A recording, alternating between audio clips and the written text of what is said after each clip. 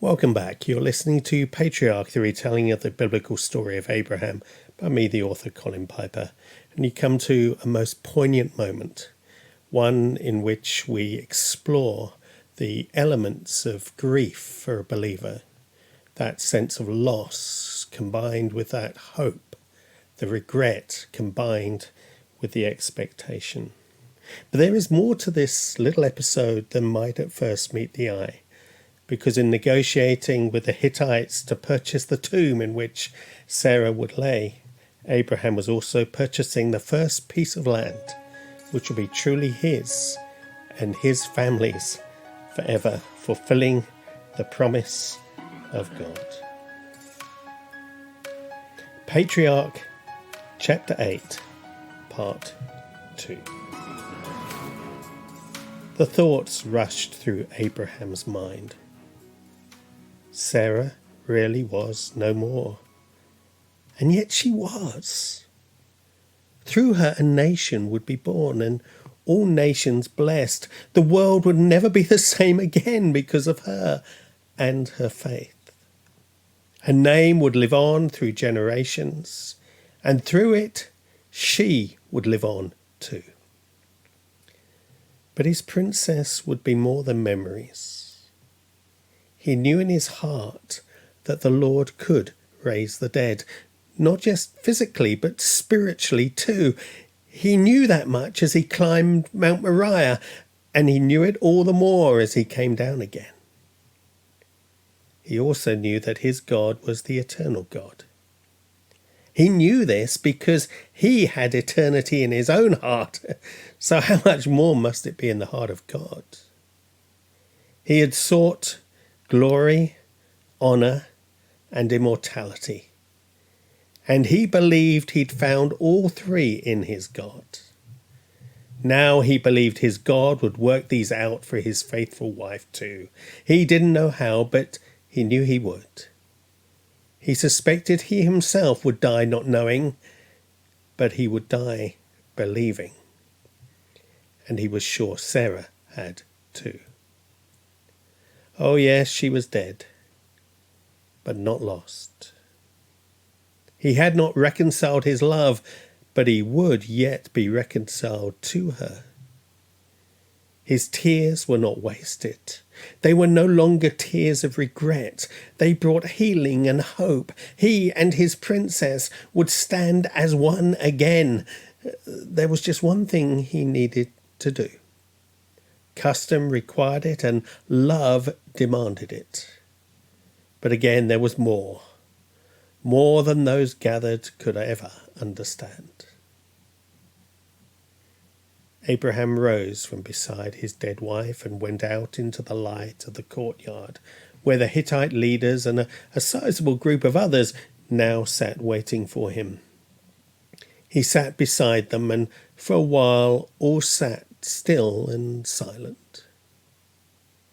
The man who just grieved, mourned, and wept now sat composed and at peace, and consequently engendered still more respect from those who waited on him. Finally he spoke to the Hittites, measured, deliberately, thoughtfully, and supremely humbly. I am an alien and a stranger among you. He sat there not as a patriarch, but as a poor, pitiful man, appealing to the humanity in those about him. Sell me some property for a burial site so that I can bury my dead. There wasn't a man present who could accept any part of what Abraham had just said to them. First they fidgeted awkwardly before their acknowledged superior, and then for the briefest of moments they conferred before one nervously spoke on their behalves. Sir, he said, listen to us. He spoke with a respect built as much over the past few hours as over the decades which preceded them. You are a mighty prince. They were words of submission, But paradoxically, because of them, there was no way the elders could accede to Abraham's request to purchase a tomb. The man spoke more confidently now and hastened to the end of his speech before his courage failed him. Bury your dead in the choicest of our tombs. None of us will refuse his tomb for burying your dead. However, it wasn't a choice tomb for Sarah that Abraham wanted. He caught the speaker's gaze in a way which was able to communicate wordlessly the appreciation of the offer he would now refuse. And then he turned his head slightly and again wordlessly summoned to his side his old friend, who was standing as ever those few paces behind him. Eliezer bent low behind his master to allow him to whisper in his ear, and so that he could respond equally privately with the answer to the question he'd already anticipated earlier that morning. Who now owned the cave in the hill above Mamre? Affectionately and gently, Abraham laid a hand upon Eliezer's shoulder and then let it slip down his arm into his grip. Eliezer, who'd bent over his master, now straightened, and as he did, he grasped Abraham's hand and gently helped up the old man from his seat. For a brief moment, the patriarch stood quietly. Then he bowed humbly before the leaders and the ever-increasing group of Hittites who'd gathered in the courtyard outside the room where Sarah lay. It was a sign to all that this patriarch, prophet and prince, appreciated their offer, and more than this, he appreciated them. It was also a sign that he wanted his response to be received formally and recognized as legally binding. An already highly charged atmosphere all at once grew more intense still. If you are willing to let me bury my dead, then listen to me. The phrase was a legal one. No one needed to be asked. All thought they were already listening. But one was about to discover a level of hearing beyond all others. The one which comes when you hear your name mentioned and when the conversation suddenly and surprisingly becomes personal. And intercede with Ephron, son of Zohar, on my behalf. The poor man, who'd been drawn to the crowd out of curiosity, in the otherwise tedious heat of the day, jerked involuntarily at the sound of his name. So that he may sell me the cave of Machpelah, which belongs to him and is in his field, ask him to sell it to me for the full price as a burial site among you. Those sitting near, the stunned and rapidly reddening Hittite, immediately turned to him, and this drew the attention of those next to them, who did the same, and so on, until the ripple effect was complete. Now all eyes were upon a little man, who just seconds before had sat anonymously in the crowd. He didn't cope well at first, aware not only that all eyes but also all ears were now on him. An instant response was required, one which could be heard by all. His heart pounded, his brain screamed at him to say something without making any useful suggestions about what exactly to contribute. Finally he managed to force something out. No, my lord. The words came out all wrong, and Ephron froze again and glanced left and right to gauge the response of his hearers. He'd never known this sort of attention before, and panic set in again. Finally, it was convention which came to his rescue. In the formality of the moment, he realized all he needed to do was to speak out the words expected of him without the need for any further elaboration. So, as if from a script, he continued, "Listen to me." Even he was impressed by a sudden sound of authority, and as his confidence rose, so did his awareness of the possible piece of good fortune which seemed to be coming his way. "I give you this field." At this point, Ephron even managed an over-theatrical, if not almost comical, dismissive gesture, and he went on. "And I give you the cave that's in it. I give it to you in the presence of my people. Bury your dead." By the end of the little speech and his 15 seconds of fame, Ephraim had recovered his wits enough to rise to the occasion, and all knew it. From nowhere more people appeared. It appeared that the whole town had gathered to hear the bargain that was about to be struck. In reality, the crowd was indeed sizable, but the occasion was also so notable that no one who could have been there would ever admit to not having been so. Nothing was lost on Abraham either. He was well aware of the moment and all that was being offered, both the expected and the surprising. The expected was the offer of the gift. There was, of course, no way he could accept it, and he knew Ephron knew that, as did the whole town which had gathered. Convention may have demanded Ephron offer the cave as a gift, but equally convention would demand he decline it. And even if convention hadn't demanded it, he still would have refused. He wasn't about to bury his wife at someone else's expense. And more. If this was to be the first land formally covenanted to him, he would be in no man's debt for it, but the Lord's. The unexpected was the offer of the field. Abraham had asked for the cave and not the whole package, and the wily old Hittite had recovered well from his obvious initial shock to maximize his earning potential.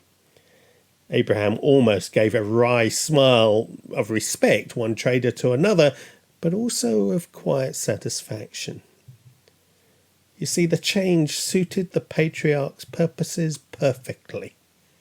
He bowed again, slowly and deliberately, not specifically the direction of Ephraim. What he had to say was to all assembled, and not just the owner of a field near Mamre. He did, though, direct his reply to Ephraim. "Listen to me, if you will." Abraham was once again willing to be bound by his commitments. "I will pay the full price of the field. Accept it from me so that I can bury my dead there." Oh, the crowd loved it. Nothing matched the spectacle of a bargain being struck, and the larger or more significant the bargain, the greater the excitement it generated. What started as a request for a cave had risen to a package deal, and still no price had been set. The seller was being asked to set the price. It was unthinkable, and everyone waited with bated breath for Ephron's response. Again, the poor man who stood on the threshold of riches unfathomable when he rose that morning was dumbstruck. He wasn't used to moments which determined his private fortune quite as this one did, and he certainly wasn't used to his decisions needing to be so instant and so utterly public. For while he floundered while trying to give the impression of calm deliberation, and then slowly overcame his shock and excitement to give his formal response. "Listen to me, my lord, the land is worth..." Worth what? He could set any price, but not so much that he brought disrepute on his townspeople. So how much? Basically, how much could he get away with? He came up with a figure in his mind, and then shaved a bit off, and then tentatively put it back on, and then halved the difference, and quickly said it before he could panic over it again. 400 shekels of silver.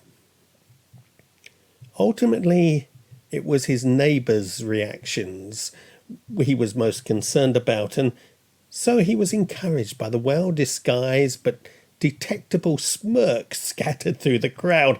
It was the response he sought. It told him he'd asked enough to impress, but not too much to embarrass. He'd got it right, and with some relief could feign nonchalance about the whole thing. What is that between you and me? Bury your dead. Abraham knew the price was high, but he could afford it, and would have actually paid far more. In fact, he would have paid any price. He was burying his wife. He'd failed in his lifetime to pay her the honour she deserved. Now in death he would put that right and pay whatever was asked of him, but more than that. He wasn't buying a burial site for Sarah. He was staking his claim to this land. This would be legally his. In entering a formal Hittite contract, he may have been making himself subject to Hittite law, but ultimately he was fulfilling God's call on his life. It may not be Mamre he was claiming, but it was the nearest he could come to it, where he could bury his dead. His right to live at peace in Beersheba was recognized, but this was one step beyond that. This wasn't just for his lifetime. It was in perpetuity. It was his children's, and for all generations that would follow. He would be buried here beside his princess, and his sons after him, and their sons after them. The land was his. With a nod, he agreed to Ephron's terms, and then hurried off with Eliezer to find the silver. It wasn't hard to find, but it didn't bear thinking about for too long. 400 shekels of silver wasn't even half the amount Abimelech had paid those years before to cover the offence against his wife. At Beersheba he had no need for such money, and more pertinently his conscience forbade him touch it. Instead it had gone with Sarah to Kiriath Arba, where it had laid pretty much untouched ever since. On his return, he saw that for all their apparent disinterest in the purchase price, the Hittites had assembled scales to weigh the silver with tested and approved weights, all of which perfectly suited Abraham, who weighed his silver out personally. So Ephraim's field in Machpelah, near Mamre, both the field and the cave in it, were legally made over to him as his property, in the presence of all the Hittites who'd come to the gate of the city. And one other thing went on record that day. Incidental, irrelevant, and otherwise unworthy of comment if it hadn't been specifically noted by the Patriarch himself. All the trees within the borders of the fields. Here, where his love was buried, he would come to call upon the name of the Lord as he did at Beersheba. Here as there, amidst the trees until he could call no more. And then he would lie next to Sarah in the hills above Mamre and rest.